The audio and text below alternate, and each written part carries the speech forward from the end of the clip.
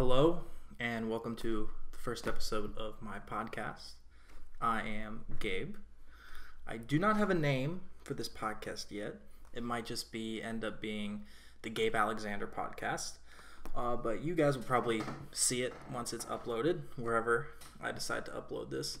And I created this podcast as a creative outlet for myself during, all the times of quarantine and isolation. I think like anybody who started a podcast, we have inspiration from other podcasts. Mine, obviously, Joe Rogan, because he's the biggest one out there. And I really just love the variety of topics that he talks about on every episode. So I want to try to do that for you guys. Every episode that comes out hopefully will be on a new and interesting topic. This will help me, having different topics every week will help me learn a bunch more and do a bunch more. And make it more interesting. And hope you like this setup. I just went out and bought all the stuff to hang it up, and I think it looks nice. We got a drink with us. Grab something to eat, grab something to drink, and let's get into it. Because for my first episode, I have the running title "Keeping Your Mental Sanity in 2020," because 2020 is crazy, especially if, like me, you're in the United States. Just all the politics going on this close to the election, the virus, and then all the social change and issues that are being brought to light. And honestly, since moving from a house with 3 of my buddies and where my girlfriend's always over, I've had my fair share of adapting and keeping my mental sanity, because now I am in the middle of Indiana with nobody, all alone. So it's you get used to it, you adapt, and I wanted to speak about it. And I didn't really know I wanted to speak about it until I was in one of my graduate classes, and our professor is just asking anybody, how's everybody doing? Anything going on? And everybody just started talking about politics and the virus in our class, which is all fine, but people were getting very emotional and even started crying and stuff in class. And obviously, you're going to go through some hard stuff, but the stories they were talking about didn't seem like they should be crying over it. So I thought, if anybody's in that situation and sees this, maybe any tips how to keep their mental sanity in 2020 might be helpful. And especially, goodness, with the November election coming up, the presidential election, many people, both sides of the aisle, are extremely scared and panicking about the results of the upcoming election. I saw a poll that said about 60% of Democrats and 40% of Republicans, they feel like if the opposite candidate wins, that the whole country is going to go to shit. And understandable. None of the candidates are good. However, there are so many other parts of government. There's so much in your life that is not run by who is the president. Will be okay. It's not as important as the media and other people like to think it is about who's sitting in the White House.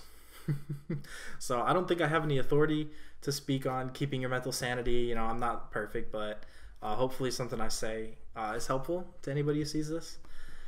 First up is organization, and we'll go in depth with this.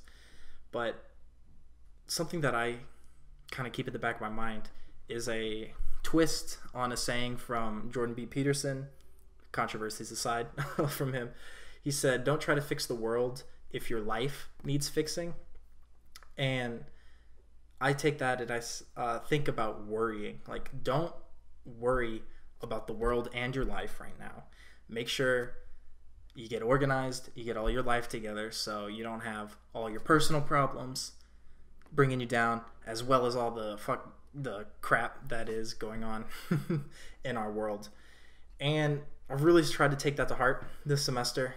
I have really never been organized with school, and I always used reminders from teachers in class. Oh yeah, don't forget this, don't forget that. This doesn't work in graduate school at all, especially with online graduate school. Half the time I don't even have classes. They just skip a week and they're like, yeah, we'll meet in a few weeks and figure everything out.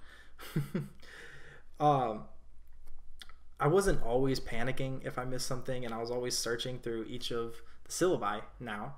But trying to pull up your syllabi and reading through it every day. Okay, what do I got to get done for this class? What do I got to get done for this class? It's a bunch of wasted time trying to just scroll through and read everything. So we got to get organized. And I was like, all right, I'm bad about writing things in a planner. I don't like carrying a planner around. I just have my laptop. And I'm pretty sure everybody's seen it, all those Notion videos on YouTube about, organize your life with Notion.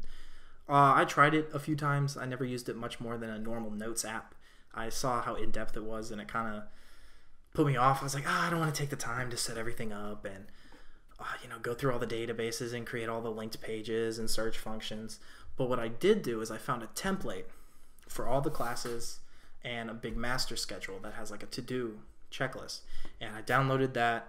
I put in all my classes, and that took a while to go through all the syllabi, add in each assignment or notes or discussion post, and fill out all the boxes and talk about when it's due, what class, any directions that go along with it. But once it was all done and I had this long sheet of just to-do lists organized by date, I just hop on my computer, I just pull it up, and it's so much easier. I'm not wasting all this time going through syllabi, and I have all of that, plus I have a graduate assistant position. I do research, I look for grants, and I look for literature, and I organize all the data, and now I'm writing up all the manuscripts. And it's a lot, and it's just so nice to have everything laid out for me. I know a lot of people do it already, but it does make a difference if you're on the fence like I was. And to organize other stuff, not just school assignments, obviously you need a calendar. And I always hated it.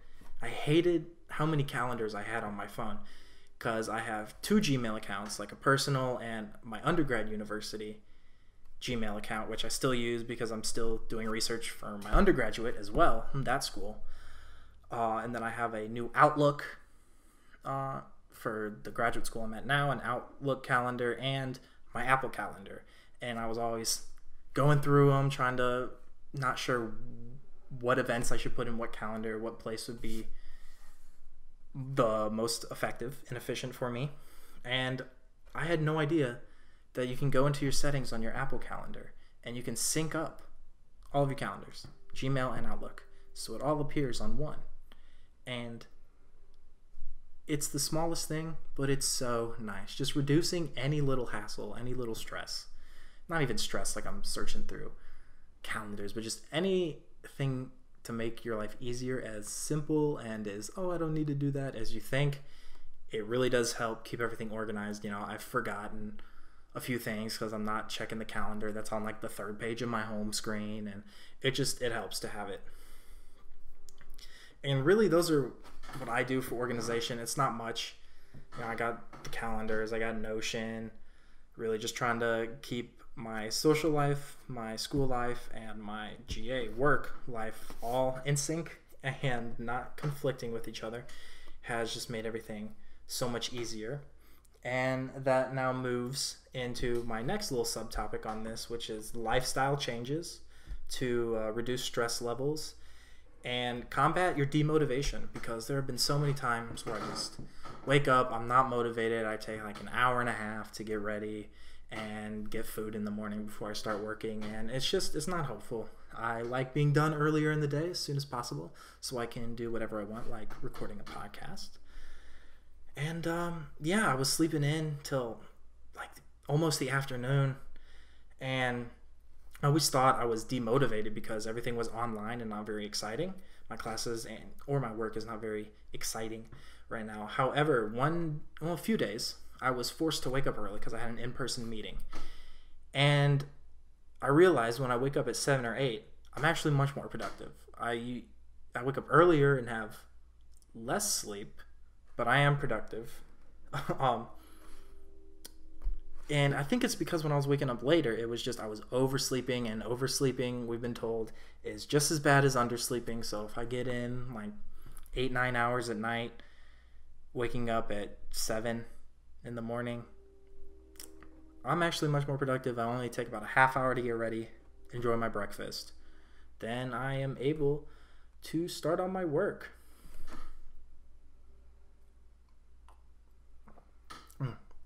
Sorry, just taking a drink.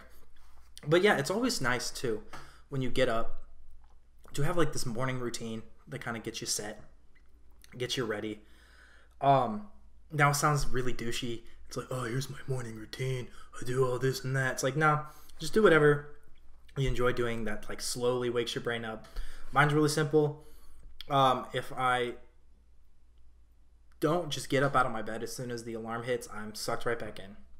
So I have to get up, and then I just brush my teeth, wash my face, go make breakfast and coffee. And pretty much now it's either been 2 eggs or oatmeal with some fruit. I try to stick to a very simple diet so I don't have to think about what I want to make in the morning. And then while I'm eating, I just watch a little bit of YouTube, something easy to just realize that I'm awake. Okay, yeah, I don't have to get up and just start working. I have a little bit of time to relax. And then I just go to my room, boot up my computer, open up my stuff, and thankfully my girlfriend is probably up by this time, and we just hop on Discord video call and we start working for 5-6 hours. Yeah, it's just another great habit that I have started doing is being on video call with somebody while I'm working. I always feel bad about procrastinating if I see somebody working hard, and she's an engineering student, so she's always working hard. So having her as my motivation is really, really nice. And if I ever want to take a break, we normally don't talk on these calls too much. We're normally just busy, but if you ever need like 5-10 minute break instead of texting somebody or calling somebody, like just for like 5 minutes, like, oh no, you're already right here, I can start talking. It's super nice. My day is always more fun being on a video call while I'm working. Now, once all of the daily obligations are finished, you'll most likely have a few hours to really do whatever you want. And I recommend that you have some brainless hobbies and active hobbies once you're done. I've been really good about brainless hobbies. Like I said earlier, I kind of just watch YouTube in the morning, slowly wake up. I always like to play video games if my buddies are online and stuff. Honestly, right now I'm playing Destiny, The Old Republic, Terraria, and Smash Bros. All good games. And then also another brainless hobby is audiobooks. Sitting down and reading is just not fun to me, but laying down and listening to an audiobook is so much better. It's super, super nice. I don't really have to put into effort. I have the Audible subscription, so I get a free book every month or so.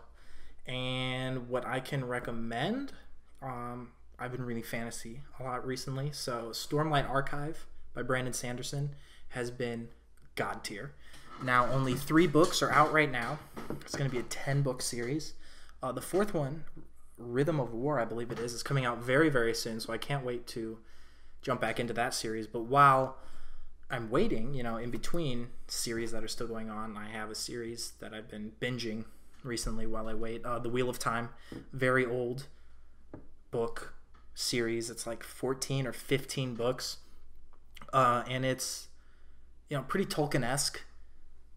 It has its inspirations from Tolkien, but it's so good. I believe it goes so beyond Lord of the Rings. It's so interesting. All the characters are great so far. I'm only 5 books into it right now. Yeah, I'm on book 5, and there's 15 in the series, so I have a lot to go, but I cannot recommend those 2 enough. If you're into fantasy, high fantasy, they're great. So much world building, depth of characters. It's chef's kiss. And another brainless hobby that I have are obviously just binging shows. Me and my girlfriend, when we're done trying to wind down at night, we'll stay on a video call and just like watch anime or any other show, Breaking Bad, Counterpart. All good things. Just it's nice to relax at the end of the day once you've been productive. Now really enjoy it. Don't stress about other things. And try to enjoy the last 3-4 hours of your day.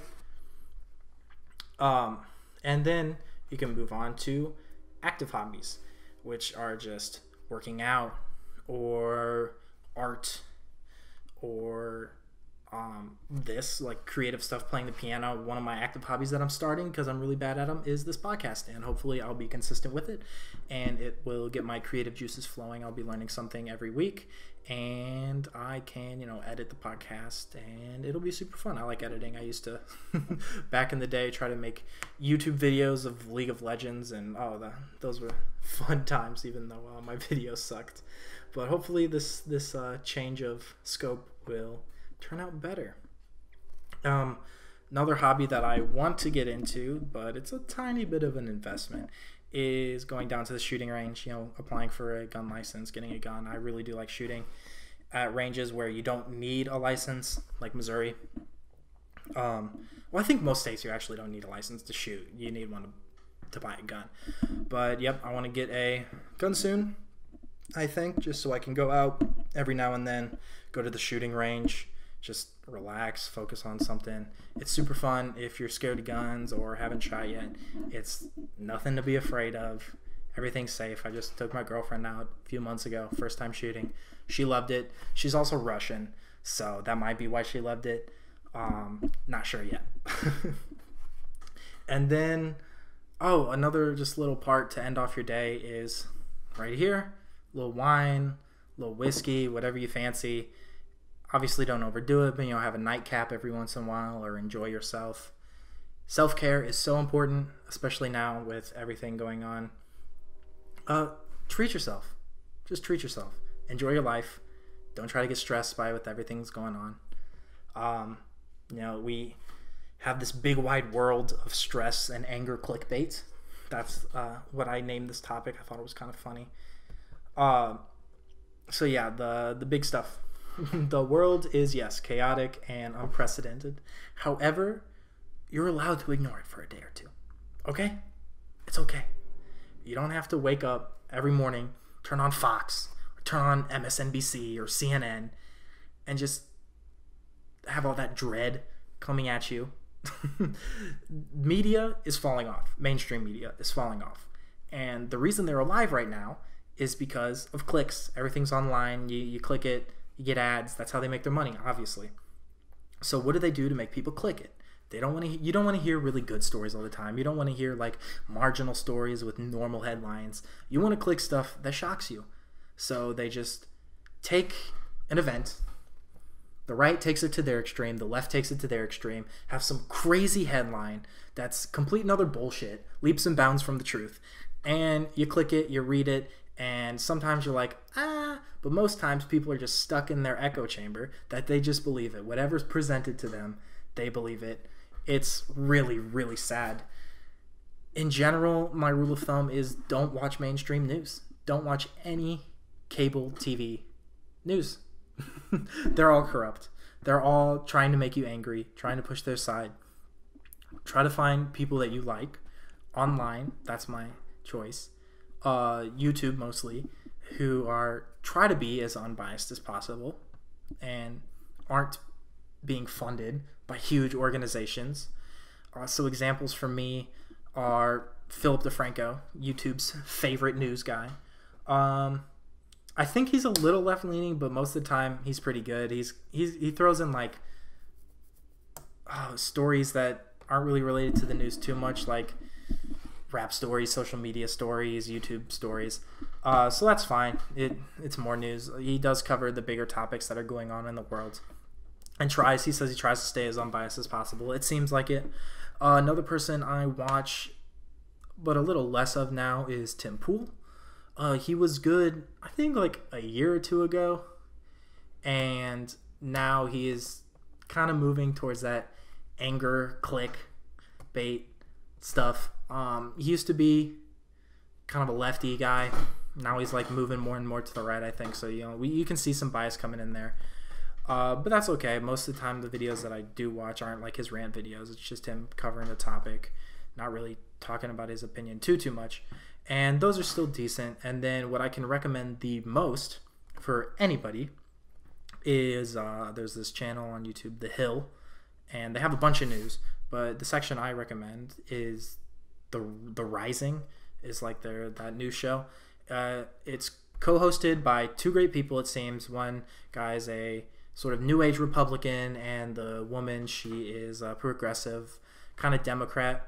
And they don't argue. They have civil discussions. They talk about a lot, pretty much just crap all over the current people in media and administrations right now. They're both not happy with where it's at, but it's really unbiased and great. And if you're looking for news that doesn't make you yell at your TV, they'll cover the same topics, but it won't make you yell at your TV and, sound off on whatever social media. They just tell you the story. One guy says his opinion, the lady says her opinion, and they don't really contrast too much. They agree on a lot more than they disagree, which is how it's going to be for most people you talk to. Wherever they end up, you're going to agree on like 90% of the things, and all like the 10% that's really big, yeah, you'll disagree in. But they understand that, they talk. It's super nice and super chill. And another, after you disconnect, only have a few things that you do connect to.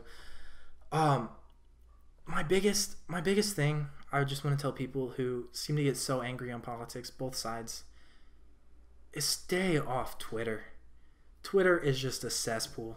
It's the worst social media app if you follow news. And even if you don't, because the way people, like, their likes appear on your timeline, and obviously people are retweeting, you'll find political stuff anyway. But Twitter is just a cesspool. Nobody on there knows what they're talking about. I say that with 100% confidence. It's cancel this, cancel that, yada, yada, yada. Here's the thing. Take a day off. Take 2 days off from social media news. Even the good news that I recommended. Take a few days off. Because here's the thing.